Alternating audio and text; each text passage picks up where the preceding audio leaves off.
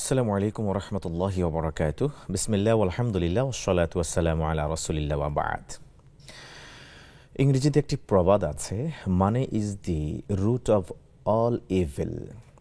অর্থই সকল অনর্থের মূল।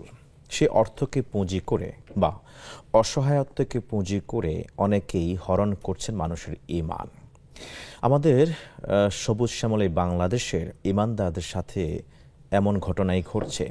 খুব প্রান্তিক লেভেলে অঞ্চলে যারা বসবাস করছেন, দিনাতিপাত করছেন, অসহায়ত্বের চাদর আবৃত করে নিজেদেরকে কোনোভাবে সংবরণ করার চেষ্টা করছেন, তাদেরকে অর্থের প্রলোভনে ফেলে তাদের কাছ থেকে ছিনিয়ে নেওয়া হচ্ছে তাদের সবচেয়ে মহামূল্যবান সম্পদ ঈমানের মতো দৌলতকে। তাদেরকে খ্রিস্টান সহকারে অন্যান্য ধর্মে ধর্মান্তরিত করবার মতো সেই রকম রেজাল্টও আমরা দেখতে পাচ্ছি বা সংবাদ শোনা যাচ্ছে বিভিন্ন গণমাধ্যম থেকে। আসলে সহযোগিতার আড়ালে যে ধর্মান্তর করা হচ্ছে তা প্রমাণিত। আমাদের ২০১৭ সাল থেকে যারা বাংলাদেশের কক্সবাজারের এরিয়াতে রোহিঙ্গা হিসেবে বসবাস করছেন, এছাড়াও পঞ্চগড় থেকে শুরু করে বিভিন্ন এরিয়াতে এই ঘটনাগুলি ঘটছে। সেখানে মাসিক কিছু ক্ষুদ্র ঋণ দেওয়ার বিপরীতে তাদেরকে দিয়ে চার্চে নিয়ে যাওয়া হচ্ছে, তাদেরকে ধর্মচর্চা করা হচ্ছে, তাদের কি বলা হয় ধর্মীয় গ্রন্থগুলি পাঠ করানো হচ্ছে এবং সপ্তাহের প্রতি রবিবারে তাদেরকে দিয়ে বিভিন্ন ধর্মীয় অনুষ্ঠানগুলি করানো হচ্ছে। এমন বিষয়গুলি যখন মিডিয়ার চোখে এসেছে, তখন নেক্সাস টেলিভিশন আজকে এমন একটি বিষয়কে সামনে নিয়ে আসবার জন্যে আলেম ওলামাদের শরণাপন্ন হয়েছেন। আজকের আলোচনার বিষয় সহযোগিতার আড়ালে ধর্মান্তর। প্রিয় দর্শক শ্রোতা, কাছে দূরে বিশ্ব জুড়ে যে যেখান থেকে এই মুহূর্তে নেক্সাস টেলিভিশন দেখছেন, সবাইকে স্বাগত জানাচ্ছি আজকের এই সরাসরি অনুষ্ঠানে। শরীফ হজ গ্রুপ নিবেদিত ইসলামী জীবন বিধানের আজকের এই পর্বের আলোচনার বিষয় সহযোগিতার অন্তরালে বা আড়ালে ধর্মান্তর। আপনারা যুক্ত হতে পারেন আমাদের সাথে, রাখতে পারেন আপনাদের যে কোনো প্রশ্ন। যুক্ত হতে দুটি মাধ্যম ব্যবহার করতে পারেন, যে সরাসরি টিভি স্ক্রিনের প্রদর্শিত নাম্বারে ডায়াল করতে পারেন আপনারা, কিংবা আপনাদের ব্যবহৃত ফেসবুকের কমেন্ট অপশনে গিয়ে জানতে চাওয়া বিষয়গুলি অল্প কথায় স্পষ্ট করে লিখে দিতে পারেন। আপনাদের জিজ্ঞাসিত প্রশ্নাবলী আজকে নির্ধারিত গুরুত্বপূর্ণ টপিকসের উপর আলোচনা রাখবার জন্য আমরা আজকে স্টুডিওতে আপনাদের সামনে হাজির করেছি, আমন্ত্রণ জানিয়েছি ফদিলাতুল উস্তাজকে, প্রফেসর ডক্টর হাফেজ ABM হিজবুল্লাহ হাফেজাহুল্লাহ। আসসালামু আলাইকুম রহমতুল্লাহ। ওয়ালাইকুম আসসালাম ওয়া রাহমাতুল্লাহ। সুস্বাগতম জানাচ্ছি শেখ আপনাকে। আপনাদের সবাইকে আন্তরিক মোবারকবাদ জানাচ্ছি। জাযাকাল্লাহ খাইরান। আমি আসলে যখন আলোচনা বা প্রোগ্রাম শুরু করছিলাম, তখন ভাবছিলাম আসলে কিভাবে শুরু করব, যে এইটা কোথা থেকে শুরু করলে আসলে মূল জায়গাতে আমরা পৌঁছতে পারবো সেটা আমার জানা ছিল না। সহযোগিতার আড়ালে ধর্মান্তর। আপনি নিশ্চয়ই জানেন, প্রবীণ একজন আলেম, বাংলাদেশের বিভিন্ন অঞ্চলে আপনি ঘুরেছেন, বহু তথ্য আপনার কাছে আছে।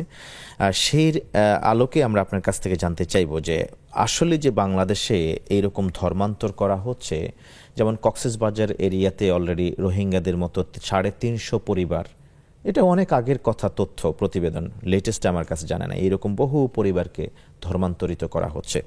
এই বিষয়ে শুরুতে আপনি যদি একটু মুদ্রা কথা বলতেন প্লিজ। নাহমাদুহু ওয়া নুসাল্লি আলা রাসূলিহিল কারীম, আম্মা বা'দ।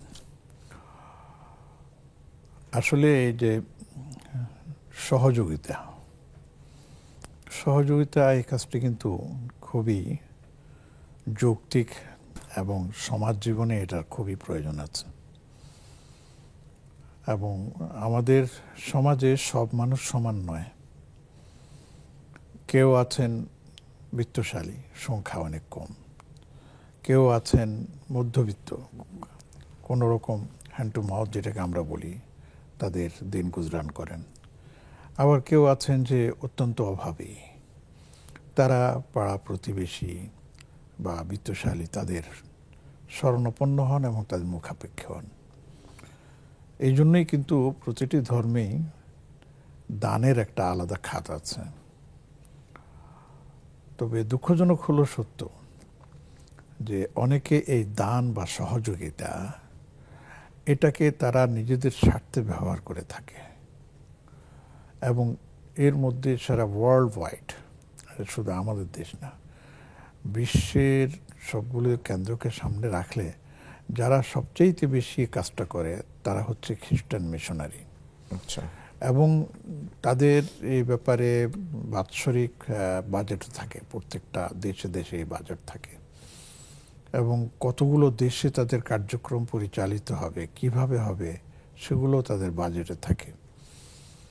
এবং লোকাল যে সমস্ত অফিসগুলো এগুলো দেখাশোনা করে, তাদের সাথে আন্ডারস্ট্যান্ডিংয়ের মাধ্যমে তাদের কি চাওয়া, কতটুকু পাওয়া, কতটুকু করতে পারবে, সেটা তারা সহযোগিতা করে থাকে।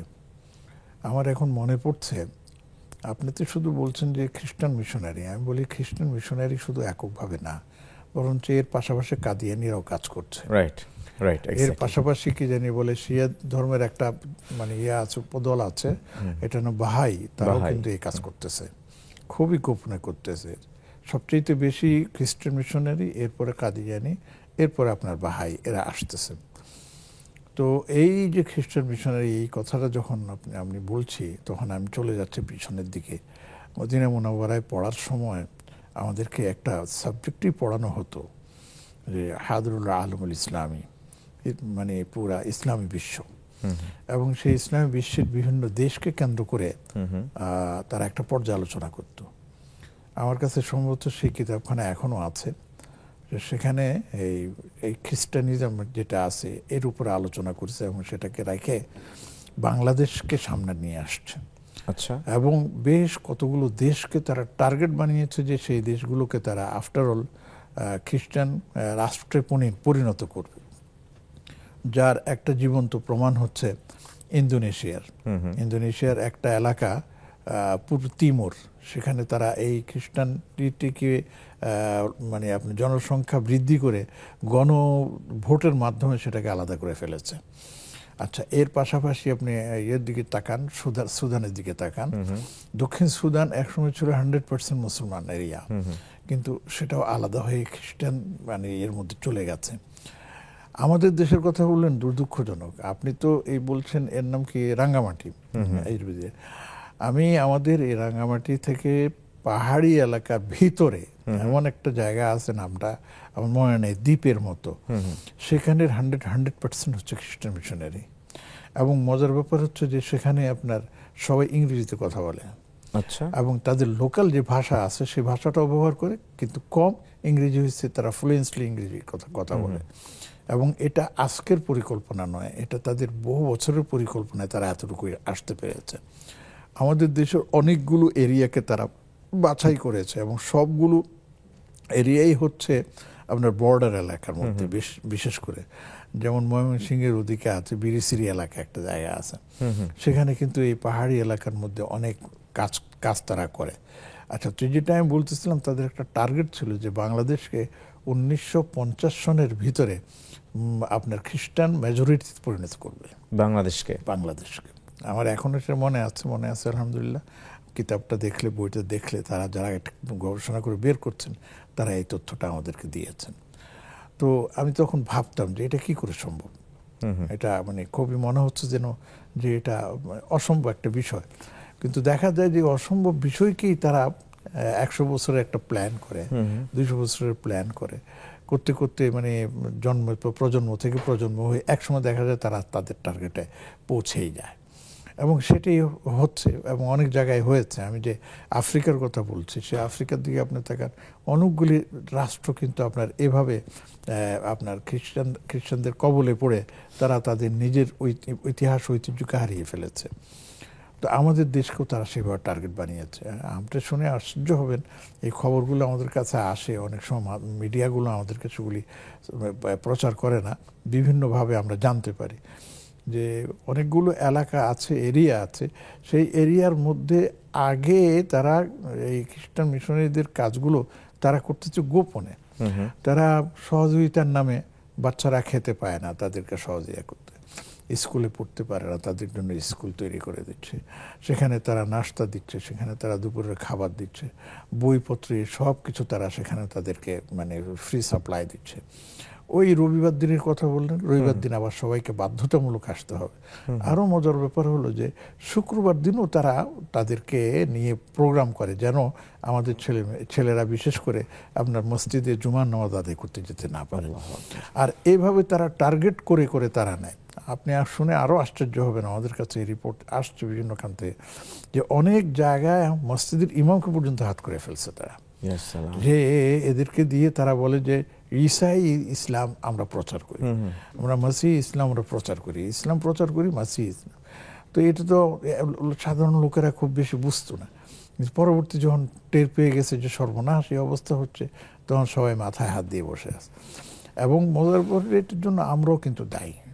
আমি সে দায়বদ্ধতার জায়গায় আমি ইনশাআল্লাহ তাআলা আসবো। আমরা কি আসলে মানে একদিক থেকে যদি আমরা বলি যে মানুষের অধিকার, গণতন্ত্র যদি চর্চা করা হয়, গণতন্ত্রে যে বলি বলা হয়, সেখানে মানবাধিকার বলে একটা কথা আছে, ধর্মীয় অধিকার বলে একটা কথা আছে। মুসলমানরা যেমনিভাবে তাদের ধর্ম প্রচার করবে, অমুসলিমরাও তাদের ধর্ম প্রচার করবে। সেই ক্ষেত্রে মুসলমানরা কেন পিছিয়ে আছে, বা যারা মুসলমান ছিল তারা কেন ব্যাকডেটে চলে যাচ্ছে, পিছনের দিকে পশ্চাৎপদ অনুসরণ করছে? অন্যদিক থেকে মুসলমানরা ধর্মান্তরিত হয়ে অন্য ধর্ম কিংবা কাদিয়ানি ধর্ম গ্রহণ করে তারা কাফের হয়ে যাইতেছে। এখানে কি আমাদের মুসলমানদের, ধনাঢ্যদের, সমাজপতি, ধীপতিদের কোনো ধরনের দায়বদ্ধতা আছে কিনা? আমি এই জায়গাটাতে আসবো ইনশাআল্লাহ তাআলা। দর্শক অনেকক্ষণ ধরে অপেক্ষমান, আমি ফোন নিয়ে আসছি। আসসালামু আলাইকুম রহমতুল্লাহ। আসসালামু আলাইকুম দর্শক। ওয়ালাইকুম আসসালাম। জি, প্রশ্ন করুন। হ্যাঁ, আমার 3টি প্রশ্ন। জি। সূরা আল ইমরান আয়াত 26-27 ফরজ ও মাগরিবের পর 7 বার করে পড়তে পারবো? আর দ্বিতীয় নাম্বার, সূরা দুখান আর সূরা হাদীদ কোন সময় পাঠ করব? আচ্ছা, হ্যালো। জি শুনছি। আর 3 নম্বর, সূরা আনাম এর প্রথম 3 আয়াত প্রতিদিন ফরজ ও মাগরিবের পর একবার করে পাঠ করতে পারবো? প্রথম 3 আয়াত কখন? ফরজ ও মাগরিবের পর। আচ্ছা, ঠিক আছে, ধন্যবাদ। শেখ, আমরা প্রশ্নের উত্তরের দিকে চলে যাব। আমাদের বোন সদ্য যুক্ত হয়ে তিনি জানতে চেয়েছেন যে প্রত্যেক ফজর এবং মাগরিবের ফরজের পরে 7 বার করে সূরা আলে ইমরানের 26 এবং 27তম আয়াত পড়তে পারবেন কিনা? 26 এবং 27 নম্বর আয়াত আমার যতটুকু মনে পড়ে সেটা হচ্ছে শাহিদাল্লাহু আন্নাহু লা ইলাহা ইল্লাহু ওয়াল মালায়েকাতু, এটা অথবা কুলিল্লাহুম্মা মালিকাল মুলকি তুতিল মুলকা মান তাশা, এই 2 আয়াত পরপর। ঠিক আছে, যে কোনো বর্ণনা আছে যে এটা পড়া যেতে পারে, কিন্তু আমি এটার অথেন্টিসিটি নিয়ে মানে দ্বিধা করছি। সকালের কথা বলা নেই, বরঞ্চ বিকালের কথা বলা আছে যে আপনি বিকালে এই মানে আসরের পর থেকে নিয়ে মাগরিব বা মাগরিবের পরে এই 2টো আয়াত আপনি পড়তে পারেন। শুধু এই 2টো আয়াত না, এর সাথে আরও কিন্তু অনেকগুলো আয়াত আছে, সেগুলো আপনি যদি খুঁজে বের করেন, যেগুলিকে অনেক ক্ষেত্রে মঞ্জিল বলেও অনেকে অভিহিত করেন, সেখানে প্রায় সূরা বাকারার 10টি আয়াত সহ আরো অনেকগুলো আয়াত মিলে প্রায় 40-50টা আয়াত আছে মঞ্জিল বলে, এটা ওটার উপরে আমল করলে সবকিছু এর মধ্যে চলে আসে। একইভাবে তিনি জানতে চেয়েছেন সূরা দুখান এবং সূরা হাদিদ কখন পড়বেন? আসলে সূরা দুখান এবং সূরা হাদিদ সূরা হিসেবে কখন পড়া হবে এই বিষয়টা আমি পাই নাই। অন্যান্য সূরা পাইলেও, যেমন সূরা কাহাফ আমরা জানি, সূরা মুলক আমরা জানি, সূরা আলিফ লাম মিম সাজদা আমরা জানি, এগুলির কথা আমরা জানি, কিন্তু হাদিদ এবং দুখানের ব্যাপারে আমার মানে ইয়াতে আসতেছে না নলেজে। কোরআন হিসেবে বা সূরা হিসেবে তো যে কোনো সময় পড়তে পারেন, এটা তো ওপেনলি, এটা যে কোনো সময় পড়া যেতে পারে। সূরা আনআমের প্রথম 3 আয়াত তিনি ফজরের পরে পড়তে পারবেন কিনা, এমনটাই সম্ভবত জানতে চেয়েছিলেন। আসলে হয়তো তিনি কোনো বইতে এটা পেয়েছেন, কিন্তু আমি পাই নাই, কাজে আমি এটা বলতে পারবো না। তবে হ্যাঁ, তিনি যদি এটা আমল করেন, আমল করতে চান, কিন্তু যদি সুন্নত মনে করে আমল করেন তাহলে বক্তব্য আছে, তাহলে যদি সুন্নত দ্বারা এটা প্রমাণিত না হয় বেদাতে পরিণত হয়ে যাবে। আর এমনি যদি তিনি বলেন যে না এটা আমার কাছে ভালো লাগে, আমি সকাল সন্ধ্যা দিনে যখনই পড়বো, ওয়েলকাম, আপনি পড়েন, সূরা আপনি পড়লে সওয়াব পাবেন, অসুবিধা নেই। ভালো হলো। আমরা এবার আমাদের মূল আলোচনার দিকে ফিরে যেতে চাই। শেখ, সহযোগিতা, আপনি শুরুতে বলছেন যে সহযোগিতা খুব ভালো ইবাদত এবং ইসলামের অন্যতম একটি গুরুত্বপূর্ণ অঙ্গ বা প্রসঙ্গ। সেখানে সহযোগিতা করতে গিয়ে সে মুসলমানরা যখন সহযোগিতার দ্বারস্থ হচ্ছেন, তখন তাদের ঈমান বিকিয়ে দেয়া হচ্ছে, ঈমানের বিনিময়ে হলেও তারা সেই সহযোগিতা গ্রহণ করছেন। এই ক্ষেত্রে আমরা যে বিষয়টি ফোকাস করতে চাই, আমাদের মুসলিম ধনাঢ্য যারা আছেন তাদের কি কোনো দায়বদ্ধতা আছে কিনা? এই বিষয়টি শুরু করব কিনা এখন, কারণ আমাদের ব্রেকের সময় এসছে, আবার দুইজন দর্শক আবার ব্যাক টু ব্যাক অপেক্ষা করছেন। প্রশ্ন নিয়ে নেন, আমরা পরবর্তীতে। ঠিক আছে। আসসালামু আলাইকুম রহমতুল্লাহ। দর্শক পরিচয় দিয়ে প্রশ্ন করুন। ওয়ালাইকুম সালাম ও রাহমাতুল্লাহ বরকাত। হুজুর, জি, আমি ধরমপাশা সুনামগঞ্জ থেকে ইনুজ বলছিলাম। জি ভাইয়া, প্রশ্ন। আমার প্রশ্ন হলো যে কোন ধরনের ব্যক্তিকে সরকার প্রদান করার জন্য রাসূল সাল্লাল্লাহু আলাইহি ওয়াসাল্লামের নির্দেশনা ছিল? আর 2 নম্বর প্রশ্ন হলো, একজন মুসলমান এবং মুশরিকের মধ্যে পার্থক্য হলো নামাজ। এখন কোন মুশরিক যদি রাষ্ট্রীয় ক্ষমতা বা সমাজের কোনো গুরু দায়িত্ব থাকে, তার কাছ থেকে এই সমাজ কিংবা রাষ্ট্র কোন ভালো কিছু আশা করতে পারে? আর 3 নম্বর প্রশ্ন হলো, হুজুর, গত জুম্মার দিন ইমাম সাহেব ওয়াজ ফরমাইলেন যে এক জুম্মার নামাজ পড়ে পরবর্তী জুম্মার আরেক নামাজ পড়ার পরে মাঝখানে যে গুনাহ হয় এগুলি মাফ হয়ে যায়। এটা কি সহিহ হাদিস? আচ্ছা, ধন্যবাদ। আমরা আরেকজন দর্শককে যুক্ত করব। আসসালামু আলাইকুম রহমতুল্লাহ। দর্শক পরিচয় দিয়ে প্রশ্ন করুন। ওয়ালাইকুম আসসালাম। প্রশ্ন। ও আল্লাহ, প্রশ্ন আমরা শুনছি। হুজুর, ধন্যবাদ। আমরা আসলে সময় হয়ে গেছে বিরতিতে যাবার, চেষ্টা করতে থাকুন আপনি, ইনশাআল্লাহ তাআলা আমরা প্রশ্ন নেব। প্রিয় দর্শক শ্রোতা, আপনারা দেখছেন শরীফ হজ গ্রুপ নিবেদিত ইসলামী জীবন বিধান। ফিরব মূল আলোচনায়, সাথে থাকুন ইনশাআল্লাহ তাআলা।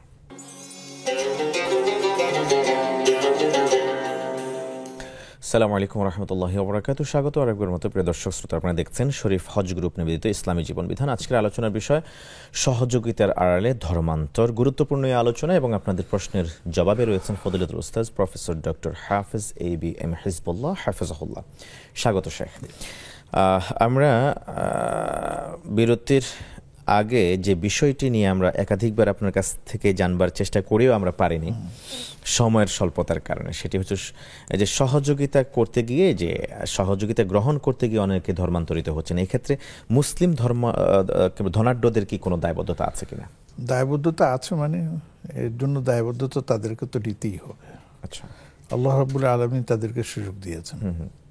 তারা যদি সেই দায়িত্বটা পালন করেন, তাহলে তো আমাদের এই অভাবী, তারপরে আপনার এই যারা কষ্টের মধ্যে আছে, দারিদ্র সীমার নিচে আছে, তাদের তো এই কষ্টটা হতো না। এই জন্যই তো আল্লাহ রাব্বুল আলামিন দান সাদাকার একটা বিধান রেখেছেন, যেটাকে আমরা আরবি পরিভাষায় ইনফাক ফি সাবিলিল্লাহ বলে থাকি, আল্লাহর রাস্তায় দান করা। তো তাদের দায়িত্ব হচ্ছে তিনি যে এলাকায় থাকেন, তার গ্রামের এলাকা হোক আর শহরের এলাকা হোক, তিনি খোঁজ খবর নেবেন। আল্লাহ তাকে যতটুকু সামর্থ্য দিয়েছেন, সেই সামর্থ্য অনুযায়ী তিনি দেশ, সমাজ এবং কি যেন বলে পরিবার, আত্মীয় স্বজন, তাদের মানে যে অভাবগুলো আছে সেগুলো পূরণ করার চেষ্টা করবেন। আমাদের দেশে এমন অনেক পরিবার আছে, অনেক ধনাঢ্য ব্যক্তি আছে, যারা একটা গ্রামের কয়েকটা একাধিক স্কুল পরিচালনা করতে পারেন, একাধিক মাদ্রাসা পরিচালনা করতে পারেন, একাধিক মক্তব তারা পরিচালনা করতে পারেন। আর আমাদের যে সমস্ত দরিদ্র পরিবার আছে, তাদের এই দারিদ্রতার সুযোগ নিয়েই কিন্তু ওনারা ভিতরে ঢুকে যাচ্ছে। তাদের এই দরকার, তাদের সেই দরকার। বিশেষ করে চিকিৎসা সেবার ক্ষেত্রে কিন্তু তারা খুব কষ্টের মধ্যে থাকে। তাদের বাবা মা, বৃদ্ধা যারা আছেন, তারা চিকিৎসা করাতে পারেন না। বিশেষ করে মা বোনদের আবার ডেলিভারি কেস যখন হয়, তখন তারা চিকিৎসা করাতে পারেন না, এবং সেই জন্যই মৃত্যুর হার অনেক সময় বেড়ে যায়। তো এই সকল জিনিসগুলো কিন্তু আমাদের দেশে যে সমস্ত ধনাঢ্য ব্যক্তিরা আছেন, আমি বলবো না যে একজনকেই সারা দেশের খোঁজ নিতে হবে, না, বরঞ্চ এলাকা ভিত্তিক যদি আপনারা এগুলি সার্ভ করেন এবং তারা যদি এই দায়িত্ব পালন করেন, তাহলে আমি নিশ্চিতভাবে বলতে পারি যে ইনশাআল্লাহ আমাদের দেশে সেই দারিদ্রতার সুযোগ নিয়ে অন্যরা এসে হস্তক্ষেপ করতে পারবে না। এটা একটা দিক আছে। আরেকটা দিকও আছে, আমাদের দেশের মসজিদ মাদ্রাসাগুলো, বিশেষ করে মসজিদের ইমাম খতিব যারা আছেন, তারাও কিন্তু এই বিষয়টা সাধারণ জনগণের মধ্যে ছড়িয়ে দিতে পারেন। আচ্ছা, এটাও একটা কিন্তু বিশাল পয়েন্ট। আরেকটা বিষয় আছে যে সমস্ত পরিবারের কাছে তারা যাচ্ছে সহযোগিতা নিয়ে, তাদের মধ্যেও ধর্মীয় চেতনা কিন্তু আবার অনেক সময় লোপ পেয়ে যায়। তারা বলে যে পেটে নাই ভাত, আপনি বলতেছেন এসে আমাকে আল্লাহর কথা শোনাচ্ছেন, আগে পেটে ভাতের ব্যবস্থা করেন, তারপরে আল্লাহর কথা বললে আমরা শুনবো। এই ধরনের তিক্ত কথাও আমাদেরকে অনেক সময় শুনতে হয়েছে বা শুনি। তো এইগুলো কিন্তু আমাদেরকে বুঝাতে হবে। এই জন্য আগেকার দিনে যে সিস্টেমটা ছিল অত্যন্ত চমৎকার সিস্টেম ছিল, এখন সেটা অনেক জায়গা থেকে উঠেও গেছে, আল্লাহ হেফাজত করুক। আপনি এখন প্রত্যন্ত অঞ্চলের এমন অনেক গ্রাম পাবেন যেখানে 2-4 গ্রাম মিলে একটা মসজিদও পাওয়া যায় না। দূরে থাকতো আপনার কোনো মক্তব, তো মসজিদ যেখানে নেই সেখানে মানুষ নামাজ পড়ে কোত্থেকে, সেখানে তারা কি যেন বলে দিনের কথা শুনবে কোত্থেকে। এই জন্য দাওয়াতের যে সমস্ত কাজগুলো আল্লাহর বান্দারা করতেছে, শুধু এক তাবলীগ বলি, যেই গ্রুপই বলি তাদের উপর ছেড়ে দেওয়া চলবে না, বরঞ্চ আমাদের ওলামা একরাম কি করতেছেন, তাদেরকেও একটা পরিকল্পনা নিয়ে বছরে কি জানি বলে আপনার মাসে বা কি জানি 2-4 মাসে বিভিন্ন গ্রামে যে সমস্ত জায়গা দিনের কোনো কাজকর্ম নেই, সেখানে গিয়ে তো মানুষকে বোঝানোর আপনার কি করতে হবে, পদ্ধতি গ্রহণ করতে হবে।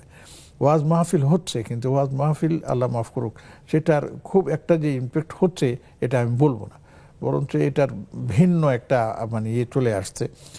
সেটাতে মানে সাধারণ মানুষ কতটুকু উপকার হয় আল্লাহ পাকে এটা খুব ভালো জানেন। তো আপনি যেটা বলতেছেন যে আমাদের দায়িত্ব এবং কর্তব্য, বিশেষ করে আমাদের যারা বিত্তশালী আছেন তারা কিন্তু এই দায়িত্বটা গ্রহণ করতে পারেন। আমি শুনেছি এবং গতবারও এরকম প্রোগ্রামও আমরা আলোচনা করেছি যে অনেক এলাকায় আমাদের বিত্তশালীরা যারা আছেন শহরে না দিয়ে তাদের যাকাতের টাকা দিয়ে, মানে আপনার যাকাত তো দিবেনই, পাশাপাশি তাদের নিজস্ব টাকা দিয়েও তারা এই ব্যবস্থা করতে পারেন। যাকাতের টাকা দিয়ে তারা এলাকার মধ্যে যারা গরিব দুঃস্থ মানুষ আছে তাদের কাছে ইফতারি সামগ্রী পৌঁছে দিচ্ছেন, তাদের কাছে রমজান যেন তারা রোজা করতে পারে সেই বিষয়গুলো পৌঁছে দিচ্ছেন। এইগুলো যদি তারা নিয়মিত করে থাকেন তাহলে কিন্তু এটা একটা বিশাল প্রভাব কিন্তু আপনার এলাকার মধ্যে পড়বে। অন্যরা এসে তখন আর খুব একটা সুবিধা করতে পারবে না। তো এই বিষয়গুলো আমাদের মাথায় রাখতে হবে। আমি আমার দর্শক শ্রোতা যারা যেখানে আছেন তাদের কাছে বিনীতভাবে অনুরোধ করব যে দয়া করে আপনারা এই বিষয়গুলো মাথায় রাখেন, আপনারা খোঁজ নেন। বিশেষ করে আমাদের এটা কোন অঞ্চল হবে, নীলফামারী, রংপুর, তারপরে আপনার কি দিনাজপুর, সেই সমস্ত এলাকার মধ্যে এগুলি হচ্ছে। এদিকে ময়মনসিংহের নেত্রকোনা, জামালপুরে যে বিসির গারো পাহাড় যেগুলো আছে এগুলির মধ্যে এই সমস্ত বিষয়গুলো দেখা যাচ্ছে। তো এগুলির ব্যাপারে আমি সকলের দৃষ্টি আকর্ষণ করছি। অনেক ধন্যবাদ আপনাকে উদাত্ত আহ্বান রাখবার জন্য। আমাদের সর্বমহল থেকে এবার আসলে এগিয়ে আসা দরকার। জাযাকাল্লাহ খাইরান। আসসালামু আলাইকুম রহমতুল্লাহ। দর্শক কে যুক্ত আছেন, কোন বিষয়ে জানতে চান? আসসালামু আলাইকুম। ওয়ালাইকুম আসসালাম। প্রশ্ন করুন দর্শক, আমরা আপনাকে শুনছি। আমাদের তো মহিলার ভিতরে তালিম হয়েছে, জি বলুন। ওইখানে দাঁড়াই না মহিলারা মিলে করে, তারা সেটা কি ঠিক?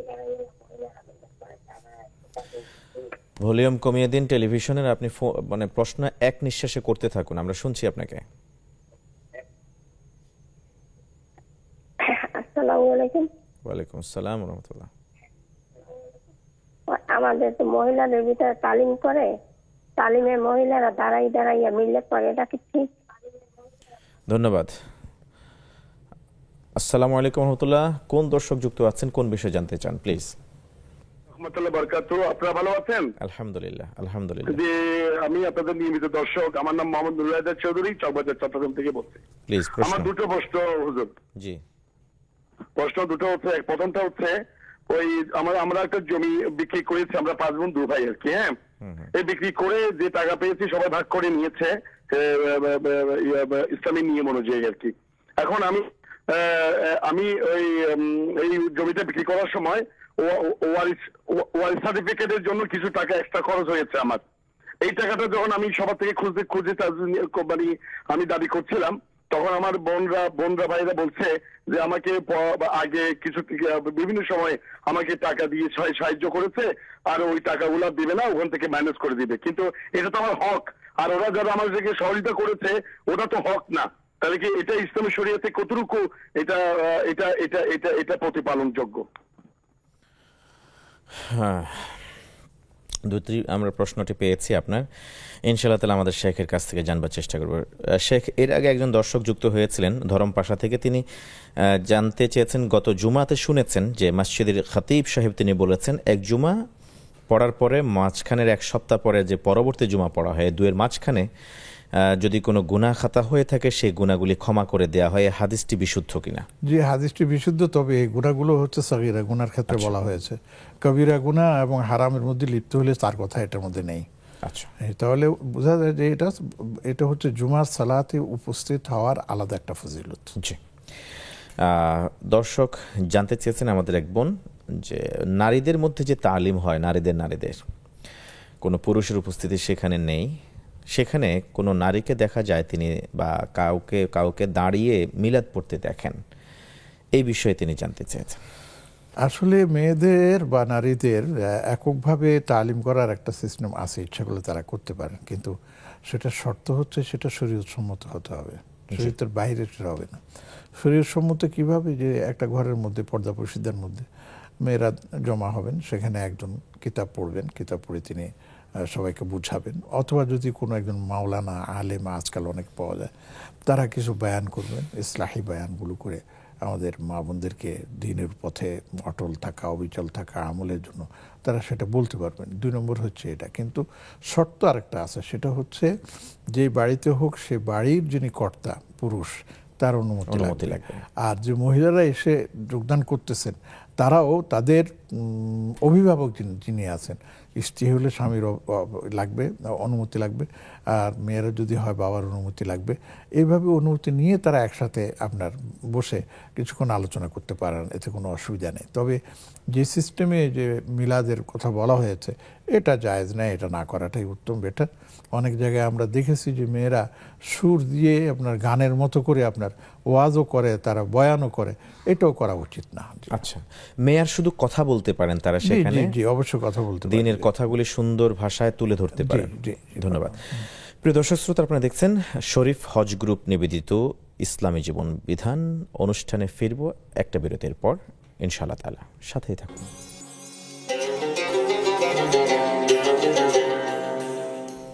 আসসালামু আলাইকুম ওয়া রাহমাতুল্লাহি ওয়া বারাকাতুহু। আবারও স্বাগত প্রিয় দর্শক শ্রোতা, আপনারা দেখছেন শরীফ হজ গ্রুপ নিবেদিত ইসলামী জীবন বিধান।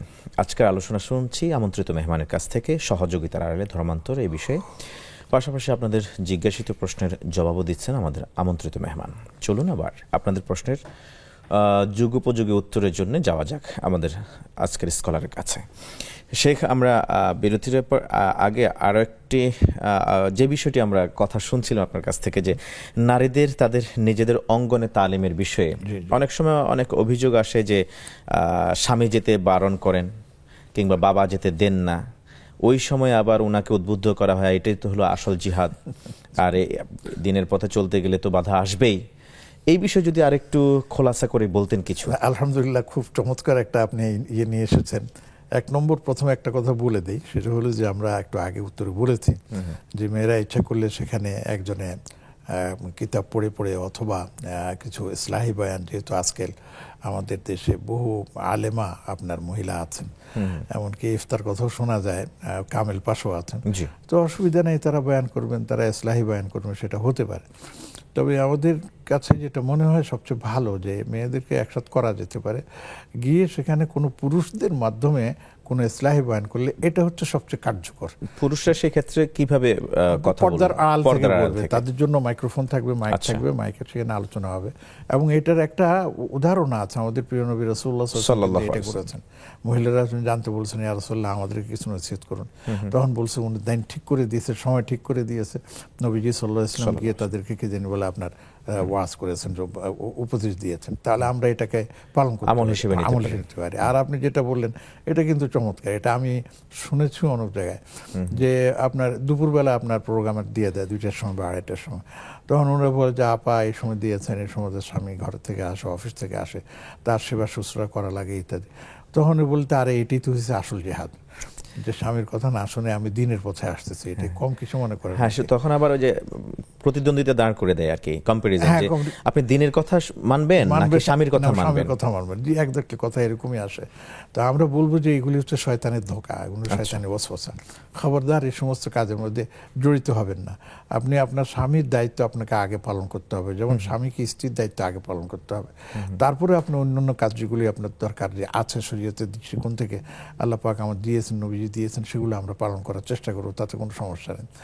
এমনিভাবে যে স্বামীর অনুমতি ছাড়া বা আপনার এর নাম কি বাবার অনুমতি ছাড়া আপনি তালিমে চলে গেলেন হুটহাট করে, এটাও উচিত না। বরঞ্চ নিজেদের মধ্যে নেগোসিয়েশনের মাধ্যমে, ভাব বিনিময়ের মাধ্যমে আপনার দিনের তালিম করুন, দিন শিখুন, তাতে কোনো অসুবিধা নেই।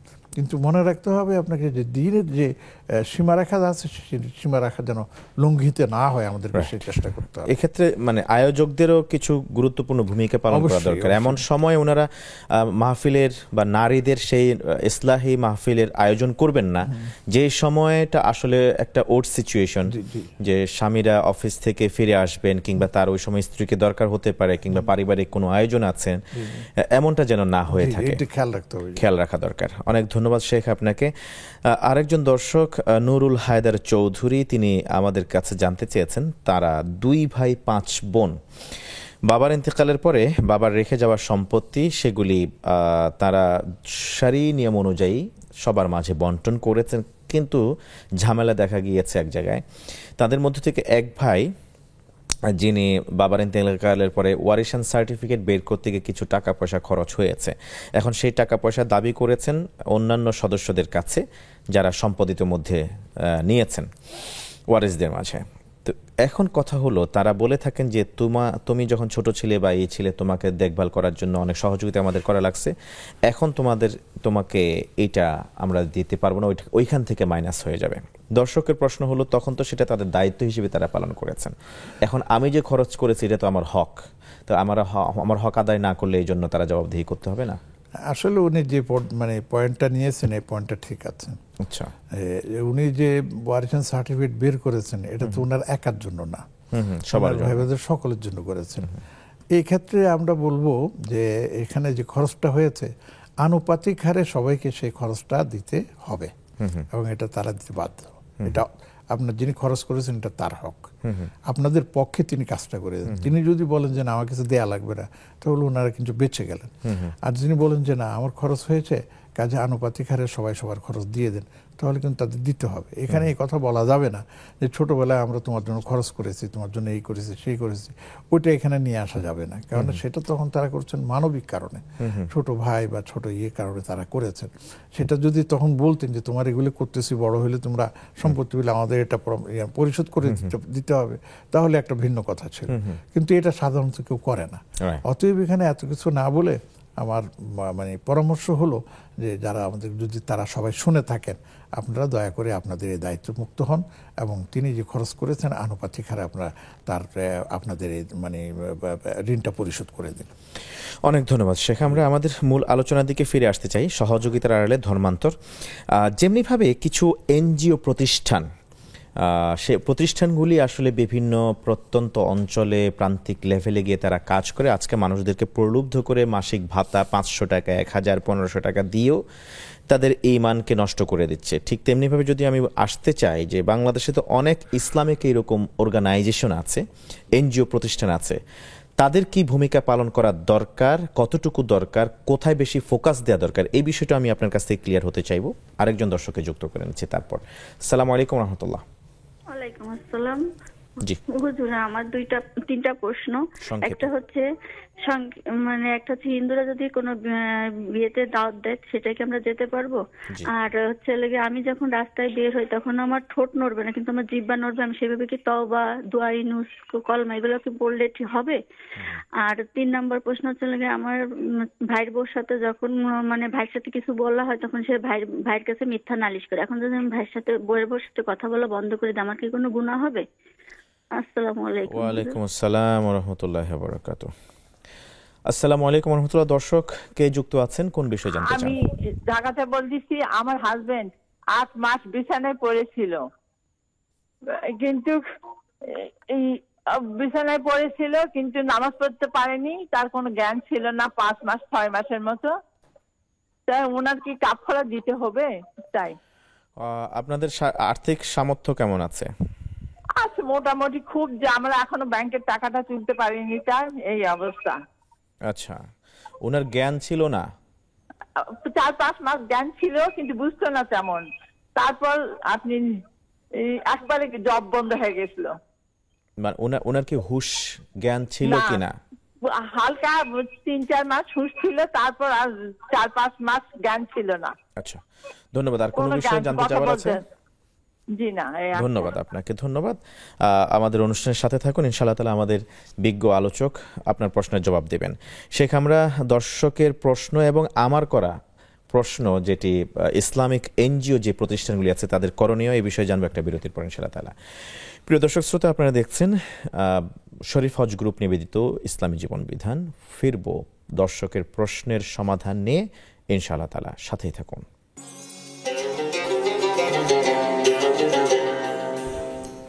আসসালামু আলাইকুম ওয়া রাহমাতুল্লাহি ওয়া বারাকাতুহু। ফিরে এলাম পূর্বের ধারাবাহিকতায়। প্রিয় দর্শক শ্রোতা, আপনারা দেখছেন সহযোগিতার আড়ালের ধর্মান্তর বিষয়ের উপরে আজকের সরাসরি আয়োজন শরীফ হজ গ্রুপ নিবেদিত ইসলামী জীবন বিধান। আজকের আলোচনায় আছেন ফজিলতুল উস্তাজ প্রফেসর ডক্টর হাফেজ ABM হেজবুল্লাহ। আপনাদের করা প্রশ্নগুলির জবাবে এখন চলে যাচ্ছি সরাসরি প্রিয় শেখের কাছে। স্বাগত শেখ। আমরা প্রশ্ন পেয়েছি দর্শকের কাছ থেকে, হিন্দুরা যদি বিয়ে বাড়িতে দাওয়াত করেন কোনো মুসলমানকে, প্রতিবেশী হতে পারে কিংবা তার কলেজের সাথী কিংবা ইউনিভার্সিটির ক্লাসমেট হতে পারে, সেই বিয়েতে যেতে পারবেন কিনা?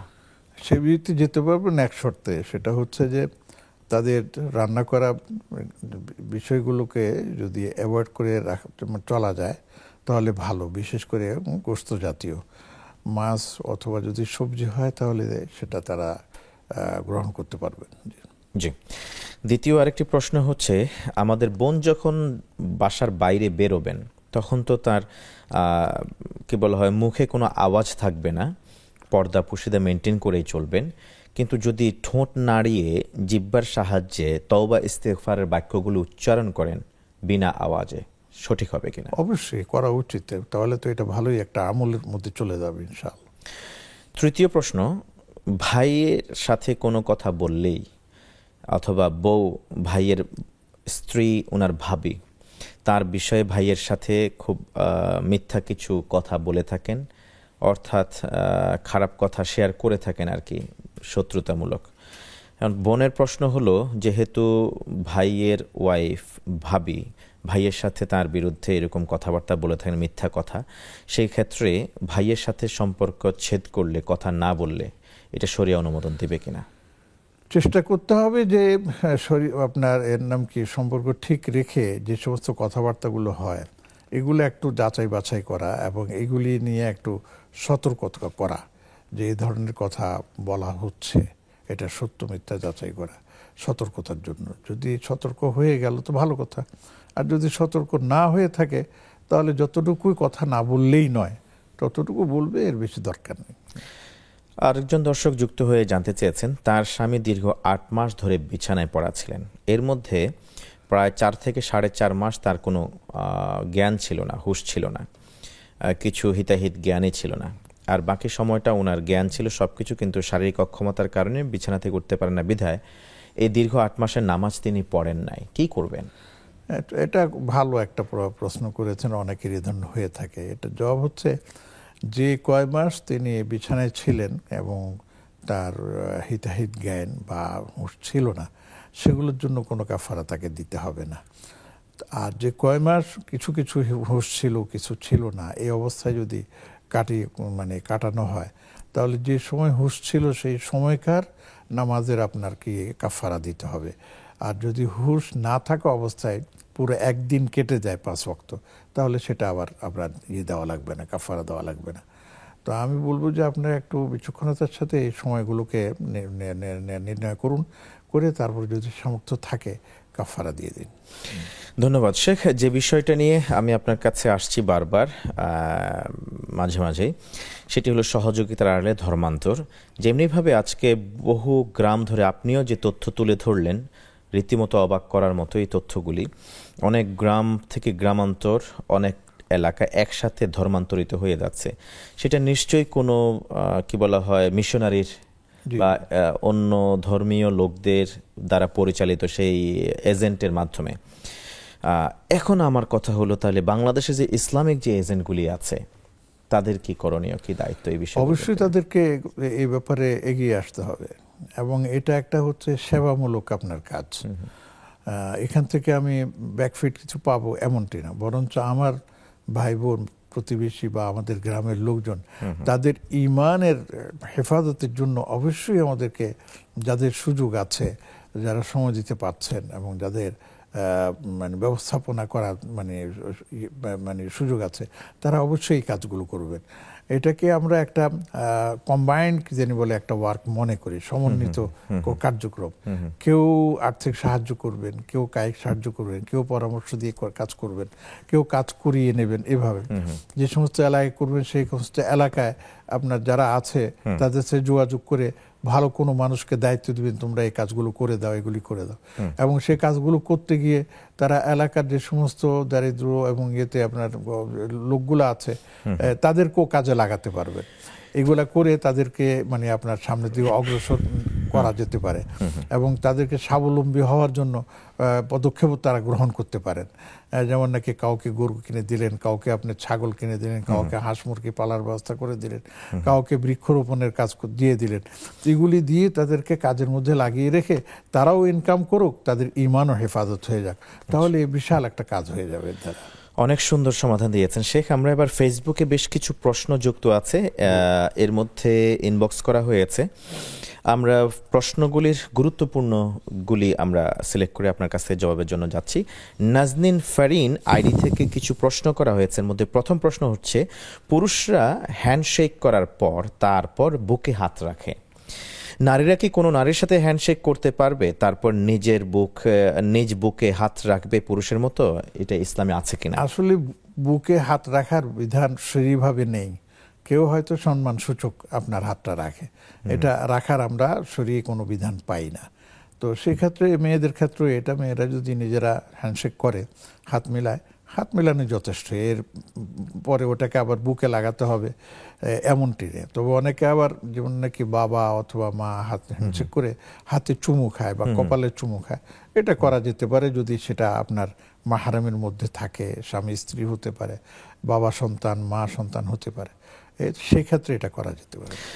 আনজুয়ারা বেগম তিনিও 3টি প্রশ্ন করেছেন। এর মধ্যে প্রথম প্রশ্নটি ছিল, জমি বন্ধক নেওয়া জায়েজ কিনা? বন্ধক নেওয়া জায়েজ, তবে কথা হলে সেই জমি আপনি ব্যবহার করতে পারবেন না যদি বন্ধক হয়। কেননা আপনি জমি বন্ধক নিয়েছেন, আপনি জমি ব্যবহারের অনুমতি নেন নাই। যদিও আমাদের দেশে এটা প্রচলিত, আমরা বলবো যে প্রচলিতটা ভুল। আপনি যদি ব্যবহার করতে চান তাহলে সেই জমি থেকে উৎপাদিত পণ্য সেটার মূল্য ধরে আপনি যে টাকা দিয়েছেন তাকে সেই টাকা থেকে মাইনাস করে নিতে হবে। দ্বিতীয় আরেকটি প্রশ্ন নেই 3টির মধ্যে, কেউ যদি টাকা ধার নিয়ে না দেয় তাহলে সেই পরিমাণ টাকারও কি যাকাত দিতে হয়?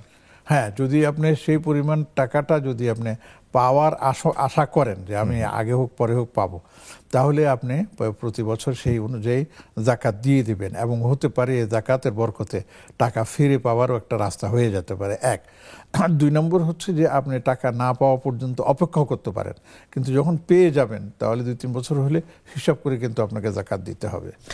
আশফিয়াদিল সিদ্দিক আইডি থেকে লিখেছেন, স্বামীর পকেট থেকে না বলে টাকা নেওয়া কি ধরনের গুনাহ? কোনো গুনাহ যদি নাই, যদি স্বামীর অনুমতি থেকে থাকে। অনেক স্বামী আছে যে স্ত্রীর হাত খরচের জন্য বা তাকে মানে সম্মান দেখাবার জন্য তাকে হাত খরচ দেয়, মাসে দেয় বা সপ্তাহে দেয় বা দিনে দেয়। কিন্তু যদি কোনো স্বামী এটা না দেয় তাহলে আপনি স্বামীর যদি মৌন সম্মতি থাকে বা আপনি বলে রাখেন যে আমার প্রয়োজনে আমি কিছু টাকা নেব, যদি বলে ঠিক আছে নিও, তাহলে তো আপনি অনুমতি পেয়েই গেলেন। 2 3 নম্বর হচ্ছে যে যদি একেবারেই কোনো খরচ না দেয় কিন্তু আপনার প্রয়োজনও আছে, সেক্ষেত্রে না বলে যতটুকু প্রয়োজন ততটুকু আপনি নেওয়ার অনুমতি পাবেন। আমি এই বিষয়ে হাদিসের একটা রেফারেন্স আপনাদের সামনে দেই। আল্লাহ রাসূল সাল্লাল্লাহু আলাইহি ওয়াসাল্লামের কাছে একজন মহিলা এসে বলছেন, ইয়া রাসূলুল্লাহ, স্বামী আমাকে কোনো খরচ দেয় না, কিছু দেয় না, এখন আমি কি করবো?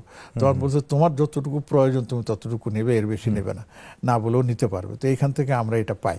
তবে স্বামীদের উচিত যে স্ত্রীকে তার প্রয়োজন অনুসারে যতটুকু তার সামর্থ্য আছে সে অনুযায়ী তাকে হাত খরচ দেওয়া উচিত। ধন্যবাদ। ডক্টর শিরিন বেগম জানতে চেয়েছেন, বেশ কয়েকটি প্রশ্নের মধ্যে গুরুত্বপূর্ণ যে প্রশ্নটি নেব, রুকু সিজদার সময় কি গুনাহ ঝরে পড়ে বা কোন ধরনের গুনাহ ঝরে পড়ে? আসলে এটা একটা হাদিস থেকে আসছে যে কোন ধরনের গুনাহ বা কি গুনাহ এ সম্পর্কে কোনো কিছু বলা নাই। শুধু বলা আছে এটা যে রুকুর সময় যদি আপনি যান তাহলে আপনার মাথার উপর থেকে যে গুনাহগুলো আছে থাকে সেগুলো ঝরে পড়ে যায়, এবং সেজদায় যখন যান তাহলে সেটাও ঝরে পড়ে যায়। যেমন কোনো একজন, আমরা যদি মাথায় কোনো টুকরি রাখি, সেই টুকরির মধ্যে যদি কিছু থাকে, যখন আমরা রুকুতে যাব তাহলে সেখান থেকে সেটা কিছু পড়ে যাবে, সজদে গেলে তো পুরাটাই পড়ে যাবে। ঠিক এইভাবে গুনার ভার আমার মাথায় আছে, এখন আমি রুকুতে গেলে সেখান থেকে কিছু আপনার মাইনাস হয়ে গেল, সেজদা গেল মাইনাস হয়ে গেল। কিন্তু কোন ধরনের গুনাহ এটা বলতে গেলে বলতে হবে যে এটা হচ্ছে সব সগীরা গুনার ক্ষেত্রে। অনেক ধন্যবাদ শেখ আপনাকে গুরুত্বপূর্ণ বেশ কিছু জটিল প্রশ্নের সহজ উত্তর দেওয়ার জন্য এবং আজকের বিষয়ে সহযোগিতার আড়ালে ধর্মান্তরের বিষয়ে কথা বলার জন্য। জাযাকাল্লাহ খায়রান। প্রিয় দর্শক শ্রোতা, এতক্ষণ পর্যন্ত আমরা দেখছিলাম শরীফ হজ গ্রুপ নিবেদিত ইসলামী জীবন বিধান। আজকে জেনেছি আসলে অর্থ কিভাবে মানুষকে অনর্থের দিকে, ধ্বংসের দিকে ঠেলে দেয়। আমাদের যখন গরিবানা হালাত আসে, আমরা যখন নিঃস্ব হয়ে যায়, আর্থিকভাবে অসচ্ছল হয়ে যায়, তখন আল্লাহর উপর সবর ইখতিয়ার করতে হবে এবং রিজিকের অন্বেষণের জন্য নিজেকে কসরত করতে হবে। আল্লাহ সুবহানাহু ওয়া তাআলা আমাদেরকে রাজ্জাক, যেহেতু তিনি আমাদের রিজিকের ব্যবস্থা অবশ্যই করে রেখেছেন, এই দৃঢ় বিশ্বাসে আল্লাহর উপর তাওয়াক্কুল করে যদি আমরা চেষ্টা করি, অবশ্যই আল্লাহ সুবহানাহু ওয়া তাআলা গায়েবী মদদে আমাদেরকে রিজিকের ব্যবস্থা করে দেবেন। আপনাদের প্রত্যেকের সুস্বাস্থ্য দীর্ঘায়ু কামনা করে প্রত্যেকের ঈমানকে মজবুত এবং সুদৃঢ় ইস্তিকামাত থাকার উপর উদাত্ত আহ্বান জানিয়ে আজকের মতো এখানে শেষ করছি। সুবহানাকাল্লাহুম্মা ওয়া বিহামদিকা আশহাদু আল্লা ইলাহা ইল্লা আনতা আস্তাগফিরুকা ওয়া আতুবু ইলাইক। ওয়াসসালামু আলাইকুম ওয়া রাহমাতুল্লাহি ওয়া বারাকাতুহু।